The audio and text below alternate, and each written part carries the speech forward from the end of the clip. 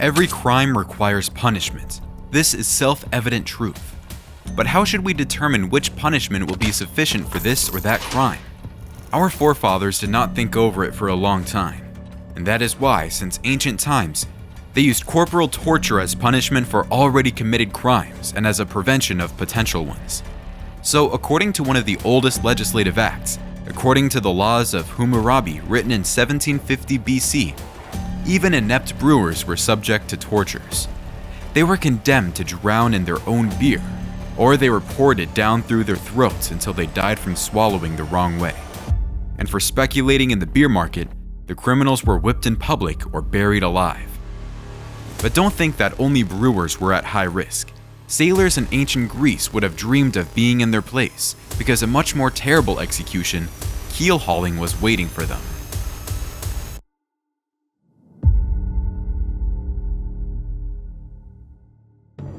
Keelhauling is a very inventive method of torture, known since the time of the ancient Greeks.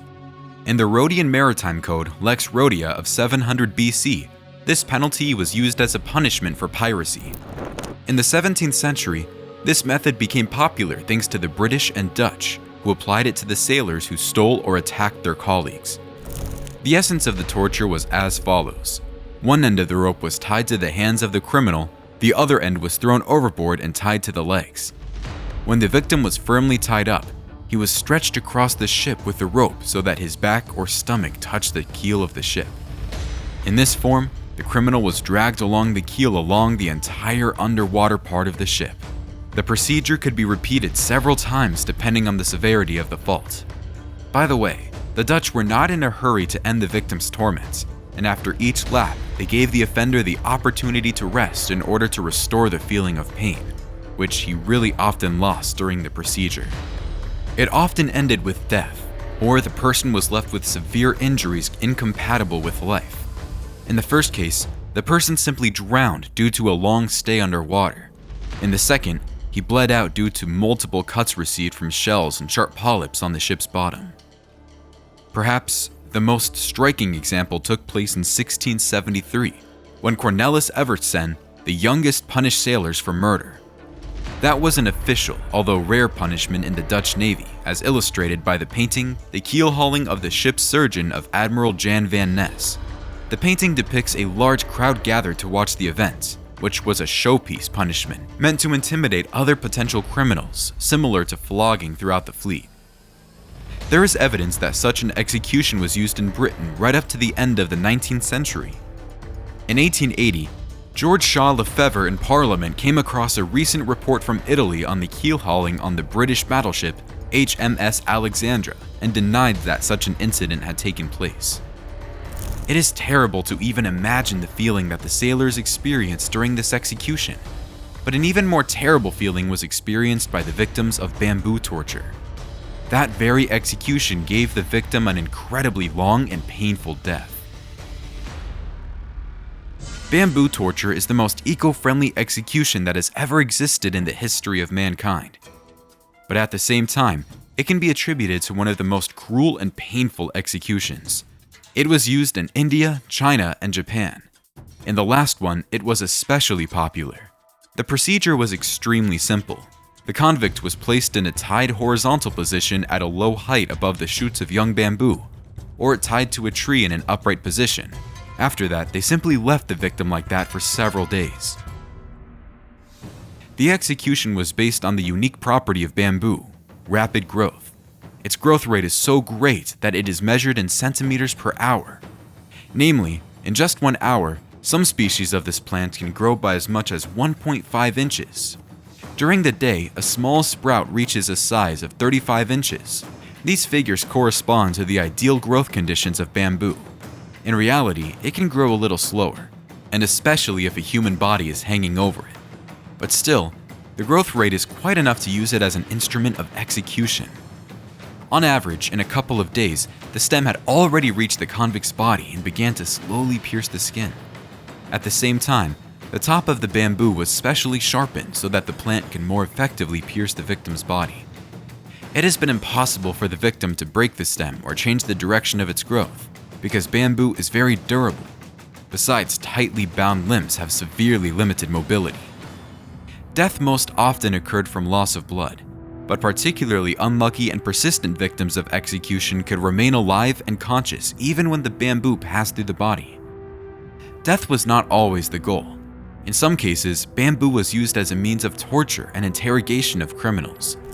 In this case, bamboo shoots were specially placed in places where after growth, it would not touch vital organs and would not cause severe bleeding, for example, in the area of the forearms or shins. Thanks to this, torture could be carried out for days without the necessity to involve an executioner in the work, because nature would do everything by itself. In historical records, this method of torture and execution was first mentioned in the 19th century. Also, in the memoirs of Hakka Sol, the Chinese poet and writer Wu Ping-chuk, it is written that the Japanese military sometimes used bamboo as an instrument of torture against captured soldiers, which the Chinese population believed in. However, many historians doubt that the bamboo execution actually existed. We still incline to believe that it took place. We can make the following arguments in favor of this. Firstly, the population of Asia has historically been very religious, and the main focus of religion rested on patron gods of wildlife. And secondly, wood, unlike bamboo, was in short supply, especially in Japan. And similar impaling executions existed all over the world, and it is very likely that in the East, they came up with their own analog with bamboo. Due to these factors, it can be assumed that such an execution was still practiced. And bamboo torture is actually only a small part of a huge family of executions, in which, although it is not the most cruel and bloody, it is definitely the longest.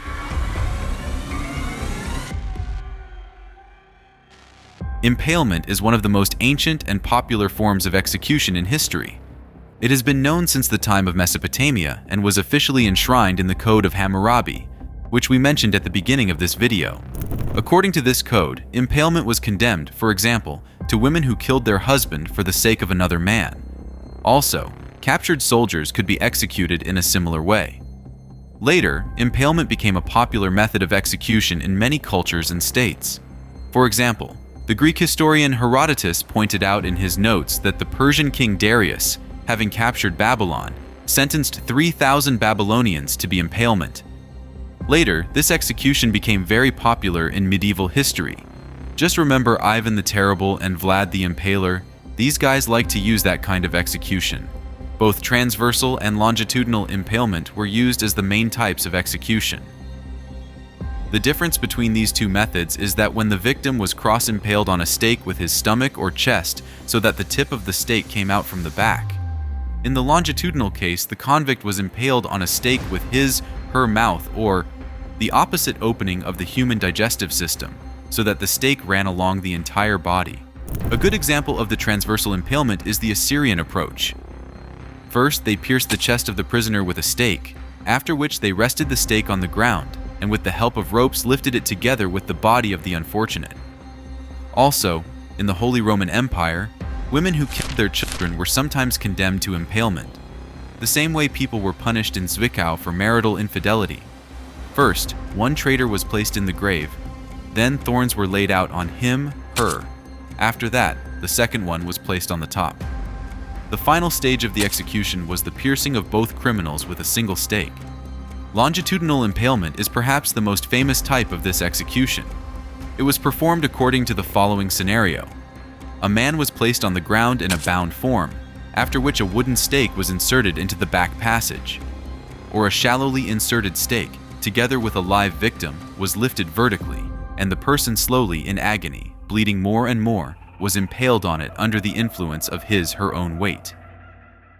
Some stakes were made specifically so that a person would not slip too low on them, and the victim's torment would stretch for as long as possible. Most often, longitudinal impalement was used in respect to robbers. Caught criminals were often impaled without trial right along the roads on which they were engaged in robbery, so that the sight of their body hanging on a pole would serve as a reminder and deterrence to anyone who would think of such a crime. The greatest contribution to the popularization of longitudinal impalement in Europe was made by Vlad the Impaler, better known as Dracula. His last name, Impaler, refers to a person who inflicts punishment or torture by impaling victims on a stake. In the 15th century, impalement in Europe was perceived as torture for the most serious crimes. However, Vlad the Impaler during his reign normalized this execution as a standard sanction for many crimes. For example, there was a case when 100 coins were stolen from a cart from one merchant. When this information was reported to Vlad, he ordered 101 coins to be thrown into the merchant's cart. The merchant turned out to be an honest man and went to report the ruler about the discovery. When he came to him, he found 2 stakes, one of which was with a thief hanging on it, and the second was empty. The governor said that the second one was intended for the merchant in case he had decided to keep 1 extra coin.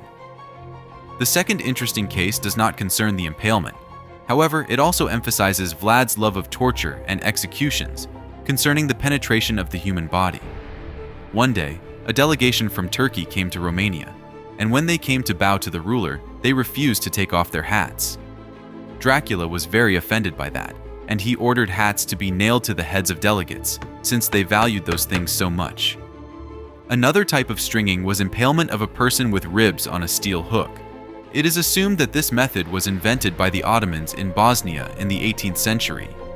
One of the most famous examples of this execution is the painting, a Negro hung alive by the ribs to a gallows.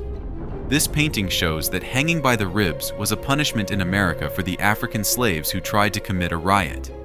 Also, hanging by the ribs is described as the final stage of the execution of Ostap Bulba in the Ukrainian story, Taras Bulba. First, Ostap was tied to a cross and all his limbs were broken with a club, after which he was hung alive with an iron hook by his ribs. Despite all the cruelty and torment, Ostap accepted his death with dignity, like another person who was also executed in a very cruel way, by crucifixion. Crucifixion is perhaps one of the most famous and probably repaired tortures in history. This is not surprising because Jesus Christ was executed by that very method. So therefore, the crucifixion acquired a strong religious connotation and began to be considered in Christianity not as torture for the personal crimes of an individual, but as punishment for the sins of all mankind. And although the crucifixion gained its fame thanks to the Roman Empire, this method of execution was not invented by the Romans. It, like many executions from our list, was actively used during the time of the Assyrian Empire, and later was adopted by Babylon, the Persians, the Phoenicians, and the Carthaginians. The latter passed on the knowledge of this execution to the Romans. To some extent, crucifixion could be called a kind of impalement because the basis of this execution was also the piercing of the condemned body.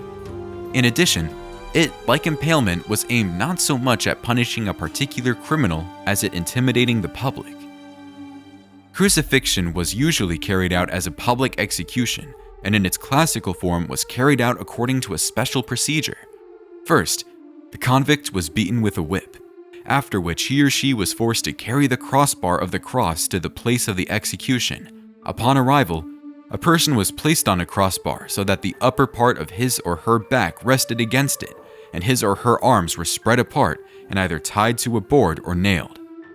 After that, the crossbar with the person was lifted to a height of approximately 9 to 12 feet and fixed on a vertical support.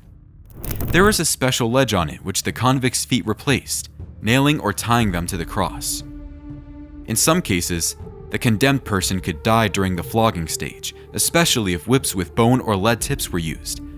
If the crucifixion took place on a hot day, fluid loss from sweating, combined with blood loss from the flogging and injuries, could lead to death from hypovolemic shock. If the execution occurred on a cold day, the condemned could die from hypothermia. However, the primary causes of death were not the injuries from the nails or the bleeding. The position of the body during crucifixion caused a gradual and painful process of asphyxiation. The intercostal muscles and diaphragm involved in the breathing process gradually fatigued and weakened. Given the prolonged nature of the execution, after a while, the victim was simply unable to breathe. But sometimes, the moment of death was hastened by breaking the condemned person's legs with an iron club, forcing them to hang solely by their arms. Also in some cases, people were immediately nailed to a finishing cross lying on the ground, and the entire structure was lifted into an upright position with the help of ropes. Or, instead of a cross, only one wooden support could be used. In this case, The hands were nailed to a pole above the head. Interestingly, in Carthage, crucifixion was used as a method of execution for the generals and politicians. That method of execution was often used as punishment for betrayal, defeat in battle, or political mistakes. Would you like to see such punishment returned for modern politicians? It will be interesting to read your opinions in the comments. But although crucifixion is the most famous of the biblical executions, it is definitely not the most brutal. The following execution rightfully has this status. Flying execution deservedly occupies its space among the most historic and inhumane tortures in history. It is assumed that such a method of execution was invented in the Neo-Assyrian Empire. Its active use in this state is evidenced by the royal edicts that have remained to our times, and stone tables with scenes of the skinning of prisoners carved on them. The Assyrians were very cruel to their enemies, and therefore treated execution as a piece of art. For example, they made special knives for flaying execution, and they approached the process painstakingly, removing the skin so as to damage it minimally and at the same time deliver maximum pain to the prisoner and delay the moment of his or her death. Skin removal started from different places, most often from crus, lower leg, the thighs, or the buttocks. The removed skin was later used as a tool of intimidation. It was hanging in places where enemies could see it. For example, King Ashurnasirpal II, having defeated the rebels who opposed him, ordered them to be skinned off and hung on the city walls, and their bodies impaled on stakes at the city gates. In medieval Europe and Asia, the flaying execution was also used. For example, in 1119, Pierre Bassi was skinned alive for killing King Richard I of England with a crossbow. In 1571, the Ottomans skinned the Venetian commander Marco Antonio Bragadin alive.